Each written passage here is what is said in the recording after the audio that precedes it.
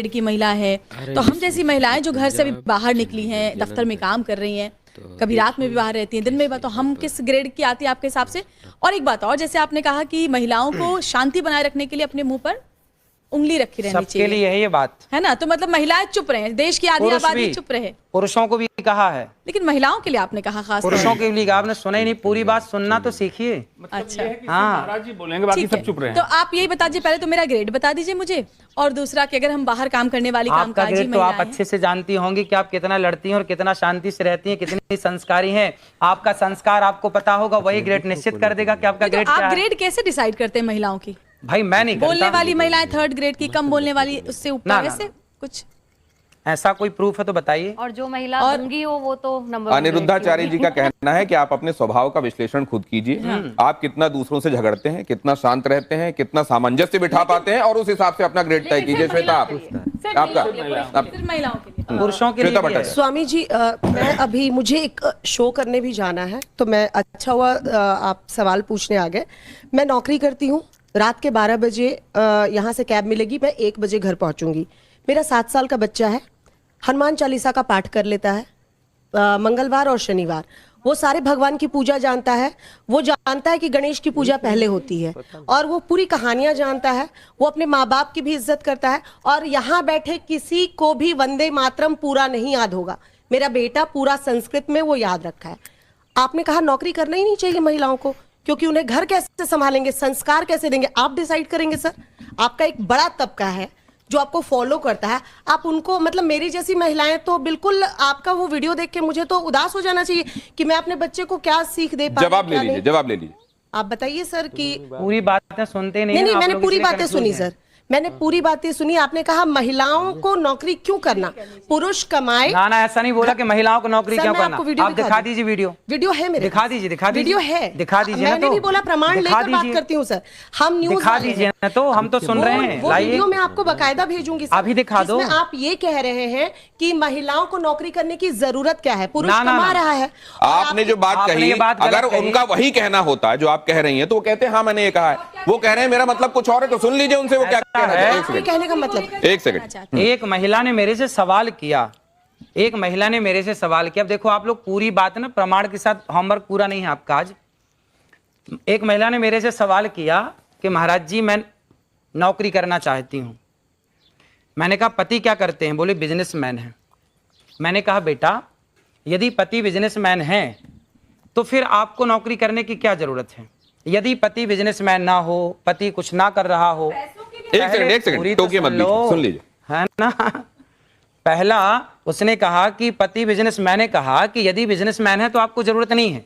यदि आपके पति बिजनेसमैन नहीं है, कुछ काम धाम नहीं चल रहा है, तब आप करो। इस स्थिति में आप बिल्कुल करो काम, ये बात थी उसमें। आप खूब काम करिए, लेकिन तब काम करिए जब घर में कोई और ना हो काम करने वाला। जब घर में सारे लोग काम करने वाले हैं, भाई हमारे यहाँ तो सिंपल फंडा, सिंपल बातें हैं कि यदि भाई खड़ा है तो बहन बाल्टी नहीं उठाएगी। कौन बाल्टी उठाएगा? भाई बाल्टी उठाएगा। भाई जब भाई है, पुरुष वर्ग है काम करने के लिए, तो महिलाएं क्यों काम करेंगी? ये तो आपकी भलाई के लिए। अगर आपको करना है तो मैं हाथ पकड़ने नहीं आऊंगा। उसमें ये बात कही गई है कि आपको आवश्यकता है, मान लीजिए, तो काम करिए। मान लीजिए आपके जो फॉलोअर्स हैं उनमें से किसी महिला के मन में ये भाव जागृत होता है कि वो काम करे और पति बिजनेसमैन है, तो पति आपका हवाला देके रोक देगा, देखो उन्होंने कहा है तुम काम करना चाह रही हो। आज ना बड़े बड़े पद पर जितने लोग हैं, वो काम करने वाले जो बड़े पद पर हैं, वो ये चाहते हैं कि मैं ऐसी पत्नी लाऊं, ऐसी लड़की से विवाह करूं। ये मैं एक सोच की बात कर रहा हूं, है ना। अब इसका ये विचारधारा है, ये मेरी पर्सनल विचारधारा नहीं है, मैंने सुनी है, लोगों से मैंने बात की तो पता लगा। तो लोगों ने कहा कि जो अच्छे फील्ड में है, IAS IPS कलेक्टर लेवल के जो लोग हैं, वो ऐसी लड़की से ब्याह करना पसंद करते हैं। अधिक आप कह सकते हैं 85%, कि जो लड़की पारिवारिक हो। पारिवारिक मीन्स घर का काम संभाले, घर का काम करे, वो पति आए तो वो पारिवारिक नहीं हुई। क्या पुरुष प्रधान समाज, पितृसत्तात्मक समाज, इसको बढ़ावा देने की तरफ अनिरुद्धाचार्य जी जा रहे हैं? मैं साक्षी आपका सवाल लूंगा, लेकिन जरा उससे पहले एक ये बाइट भी जो स्वामी जी की ही कही हुई है, अनिरुद्धाचार्य जी की, वो भी जरा सुन लें, उसके बाद इस चर्चा को आगे बढ़ाते हैं। हिंदू समाज में फकीर शब्द का प्रयोग नहीं होता। फकीर शब्द तो मुसलमानों में प्रयोग होता है। ये किस संदर्भ में आपने बात कही थी? आप पूरी सुन लीजिए तो सब संदर्भ निकल आएगा। नहीं, आपको तो, आपने तो खुद ही कहा है, तो आपको तो सब कुछ पता ही होगा। ऐसा है कि अब वो बहुत पुरानी वीडियो है, बहुत पुरानी। अब मैं बताता हूं आपको, आप तो जानते ही हैं आजकल मीम्स का जमाना है, चीजों को इधर से उधर लगा देने का और सामने करने का जमाना है। ये जो सामने हमारे आया, यहाँ पर पहले ये दिखाया गया कि हम तो फकीर हैं, झोला उठाकर चल देंगे। कौन बोला? और उसके बाद आपकी ये वाली बात जोड़ी गई साथ में कि फकीर तो असल में वहां का शब्द है, यहां का शब्द नहीं है। आपने किस विषय में कहा था? अगर आपको स्मरण हो रहा हो तो कृपया बताइए। देखो, हमारे यहाँ नहीं है, इस फकीर शब्द का प्रयोग नहीं होता, इसलिए मैंने बोला। किसी ने पूछा होगा कि फकीर कहाँ का है, तो मैंने बोला होगा भाई फकीर शब्द का प्रयोग हमारे यहाँ नहीं होता। अच्छा, सोनाक्षी, मैं आपसे ये पूछना चाहती हूँ, आजकल ज़्यादातर जैसे हम समाज में देख रहे हैं, शादीशुदा लोग एक ही छत के नीचे रहते हैं पर उनकी आपस में बनती नहीं है। ऐसे मेरे बहुत लोग जानने वाले हैं, तो उनके लिए आप क्या सुझाव देंगे? सत्संग करें, सत्संग, भक्ति, स्वतंत्र, दोनों लोग सकल करें सत्संग। सत्संग करेंगे तो अपने आप उनकी बात ठीक होगी। सत्संग बहुत जरूरी। आज डिप्रेशन क्यों है समाज में? भारत में तो डिप्रेशन कम है। आप चले जाइए भारत के बाहर, लंदन चले जाइए, आप अन्य कंट्री चले जाइए, वहां डिप्रेशन की इतनी ज्यादा मात्रा है, डिप्रेशन इतना ज्यादा है, पूछिए मत। क्यों? क्योंकि आज का समाज सत्संग नहीं कर रहा है। हमारे ऋषि मुनि क्या कहते? तुलसीदास जी कहते, एक घड़ी आधे की पुनियाद, तुलसी चर्चा राम की हरहि कोटि अपराध।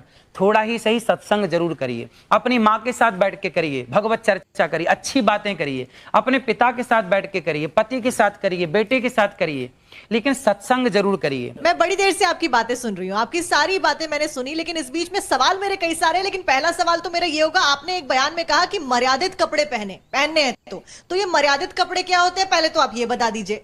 दूसरी चीज, आपने शुरुआत करी हमने गोबर के साथ में कि उससे सुंदर होते हैं, तो क्या आप शैम्पू और साबुन का उपयोग नहीं करते हैं? मैं और मिट्टी क्या का आप प्रयोग गोबर करता का हूं। उपयोग करते गोबर का हैं? प्रयोग और अगर करता हूं। गोबर का उपयोग करते हैं तो आखिरी बार आपने कब गोबर का उपयोग किया था? और आप तो अमूमन ट्रैवल करते रहते हैं, कथाएं अलग अलग जगह पे होती हैं, ऐसे में क्या आप शुद्ध गाय का गोबर अपने साथ में कैरी करते हैं, क्योंकि वो आपको शुद्ध रखता है? ई श्रम कार्ड तो आ गया है, कार्ड बनवाया ही नहीं तो अभी बनवा लो। देखो, अधिकाधिक वृंदावन ही रहता हूँ मैं, बाहर बहुत कम जाता हूँ, 4 महीने 6 महीने में एक बार बाहर जाता हूँ। अधिकाधिक वृंदावन में, और वृंदावन में शुद्ध देसी गाय है 400, अपनी गौशाला है गौरी गोपाल गौशाला।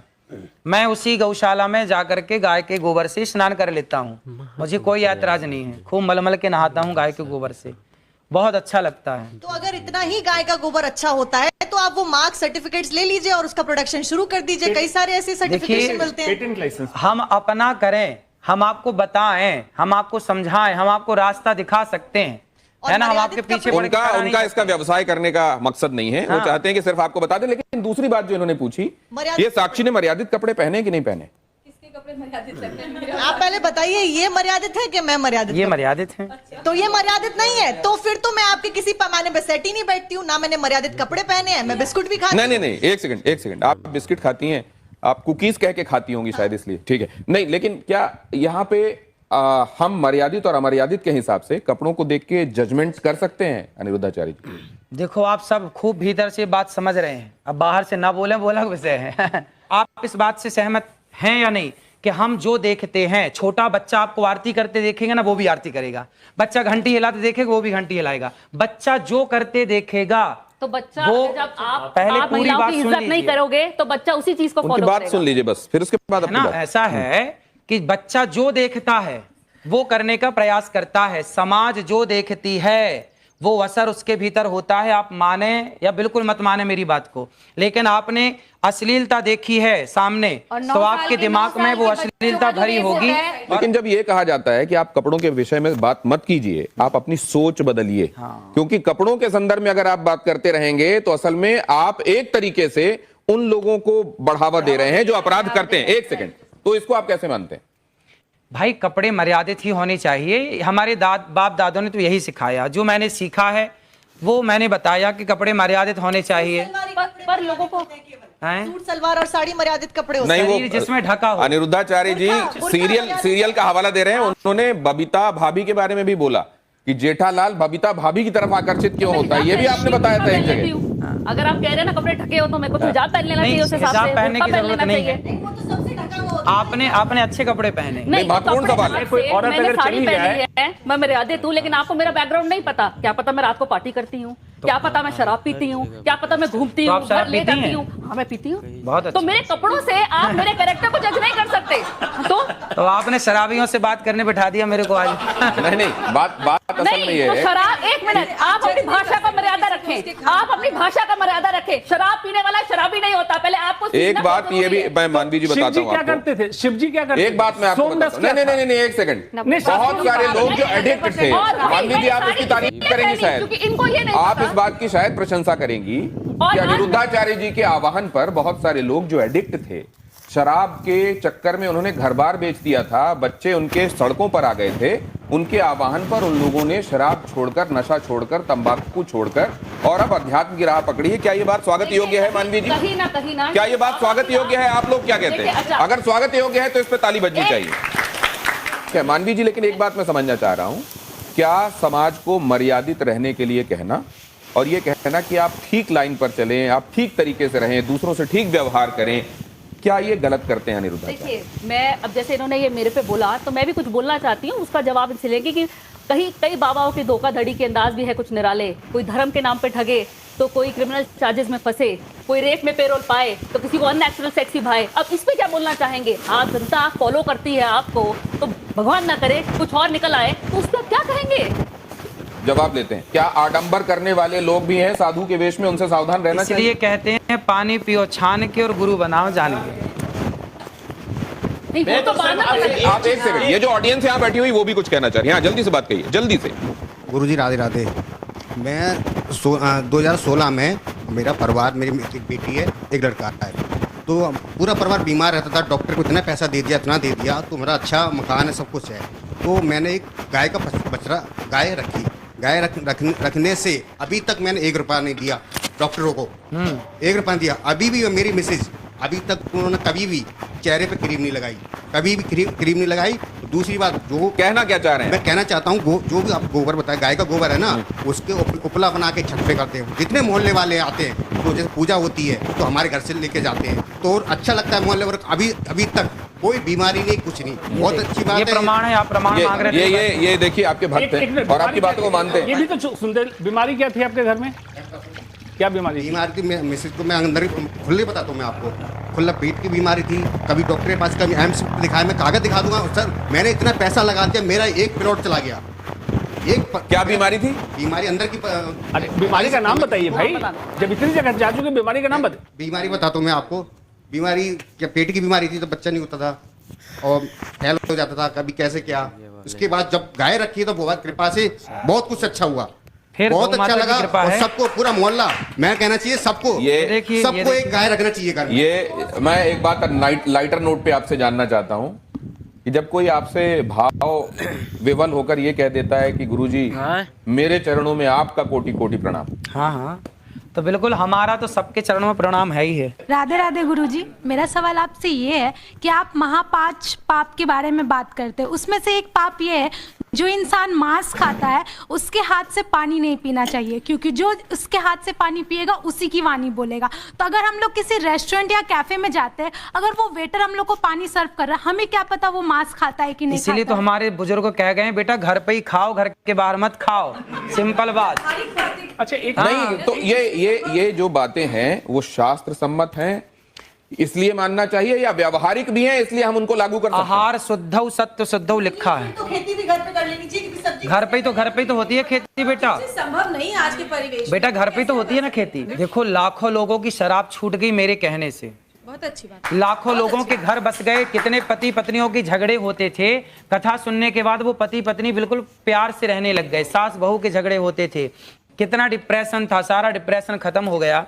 और आज आपको बताऊं कि गौरी गोपाल गुरुकुल में 150 बच्चे पढ़ते हैं। जो बच्चे असमर्थ हैं, माँ बाप जिनको पढ़ा नहीं सकते, किसी की माँ नहीं है, किसी का पिता नहीं है, ऐसे 150 बच्चे वहाँ रहना, खाना, पढ़ना, लिखना सब फ्री है। बच्चियां भी हैं। एक बात और 150 बच्चे पढ़ते हैं आपको वहाँ। देखता हूं कि आप गायों के पैर दबा रहे हाँ। होते हैं। और वो बड़े स्नेह से आपको चाट रही होती हैं, वो भी दुलार रही होती हैं आप। मैंने देखा वृद्धाओं को, माता है 285 वृद्ध माएं हैं जिनके बच्चों ये वृद्ध माएं, इनके बारे में बताएंगे किस किस सोशियो इकोनॉमिक कैटेगरी से आती हैं? आपने एक बात कही थी, गौरी गोपाल गुरु आश्रम में एक वृद्ध माँ है जिनका बेटा अमेरिका में आंखों का बहुत बड़ा डॉक्टर है और वहां उसका हॉस्पिटल है। रहने वाला भारत का है पर अमेरिका शिफ्ट हो गया, अब उसने एक हॉस्पिटल बनाया आंखों का। और विडंबना देखिए कि उसकी माँ गौरी गोपाल में रहती है और उस माँ को भी संयोग से आंखों की दिक्कत है। तो अभी मैंने उन माँ का इलाज कराया और अभी उन माँ की आंखें अब ठीक है, थोड़ा मोतियाबिंद हुआ था, कुछ दिक्कत हुई थी, अब ठीक है। आप कई बातों को गानों के माध्यम से लोगों तक पहुंचा देते हैं और कई बार ऐसे गाने जो लोगों के बीच में बड़े प्रचलित और पॉपुलर रहे हैं, वो फिल्मी भी रहे हैं, आप गुनगुना देते हैं। कुछ ऐसा इनके लिए जरा आप कर देंगे? बड़ी देर से आपकी राह सब देख रहे थे, आपको आने में थोड़ा सा टाइम भी लगा। कौन सा गाना सुना दे आप जो सुनाते हो और जिसमें कोई मैसेज हो? इतनी कृपा सांवरे बनाए रखना, इतनी कृपा सांवरे बनाए रखना, मरते दम तक सेवा में लगाए रखना, इतनी कृपा सांवरे बनाए रखना, मरते दम तक सेवा में लगाए रखना, इतनी कृपा। ये तो आपने सांवरे के लिए लिखा हुआ भजन, वो जो देशज में लिखा हुआ है वो सुनाया। कोई फिल्मी सुना दीजिए, आप फिल्मी भी सुनाते हैं बहुत। कसम वादे प्यार वफा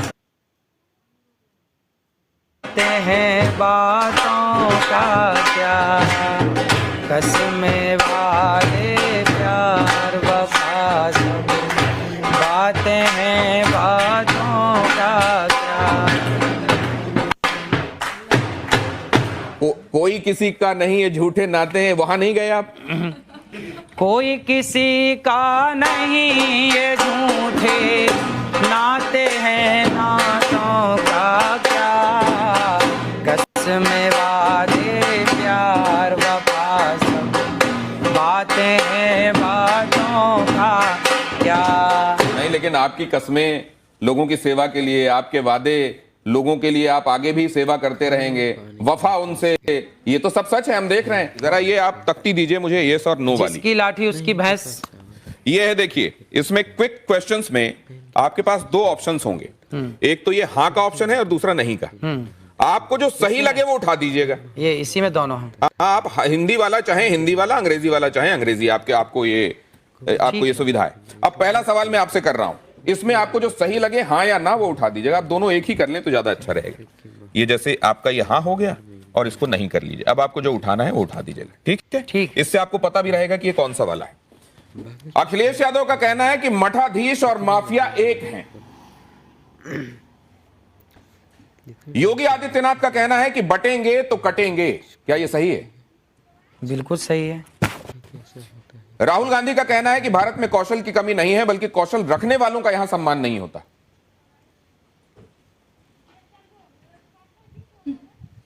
कौशल रखने वालों का सम्मान नहीं होता। भारत में कौशल की कमी नहीं है, बल्कि कौशल रखने वालों का यहां सम्मान मतलब नहीं भारत होता। में योग्यता टैलेंट की कमी नहीं है, पर टैलेंट वालों का सम्मान नहीं होता। ये बात सही है।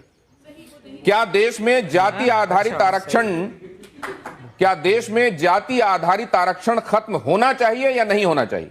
जातिगत आरक्षण, भाई ऐसा है कि जो गरीब हैं, जो वास्तविक में गरीब है, चाहे कोई भी हो, सबको आप हाँ या ना में जवाब दे सकते हैं। इसमें जातिगत आरक्षण खत्म होना चाहिए या नहीं होना चाहिए? अनिरुद्धाचार्य जी कह रहे हैं जातिगत आरक्षण खत्म होना चाहिए। वक्फ बोर्ड की मनमानी पर सरकारी लगाम जरूरी है या नहीं है? वक्फ बोर्ड की मनमानी पर सरकारी लगाम जरूरी है या नहीं है? हाँ है। क्या मुस्लिम सोची समझी रणनीति के तहत अपनी आबादी बढ़ा रहे हैं? हाँ, ऐसा हो रहा है। नरेंद्र मोदी के खिलाफ लगातार बयानबाजी होती है। क्या ये ट्रेंड खतरनाक है और जानबूझकर चलाया जा रहा है? देखो, राजनीति के ज्यादा सवाल मेरे से मत पूछो, क्योंकि राजनीति मेरे को आती ही नहीं है। राजनीति नहीं आती। ये राजनीति भी शास्त्र इसके संदर्भ में भी बताते हैं। वो जब मैं चाणक्य ने बोला, चाणक्य तो पूरा इसी पे बोल गए। आपके हिसाब क्या से है, यदि मैं राजनीति पे बोलने लग जाऊं, राजनीति करने लग जाऊं ना, तो फिर राजनेता परेशान हो जाएंगे। तो आप इस बारे में क्या कहते हैं? क्या इसलिए नरेंद्र मैं मोदी के चाहता खिलाफ हूं कि अभी टिप्पणियां मैं- जानबूझकर होती? अभी मैं कथा करूं। अच्छा, ठीक और है। आपके प्रश्न का क्या आप वायरल होने के लिए विवादित बयान देते हैं, यस या नो? ना भैया ना। आपने हाँ उठा दिया था धोखे से। क्या स्त्रियों की मानहानि साक्षात लक्ष्मी और सरस्वती की मानहानि है?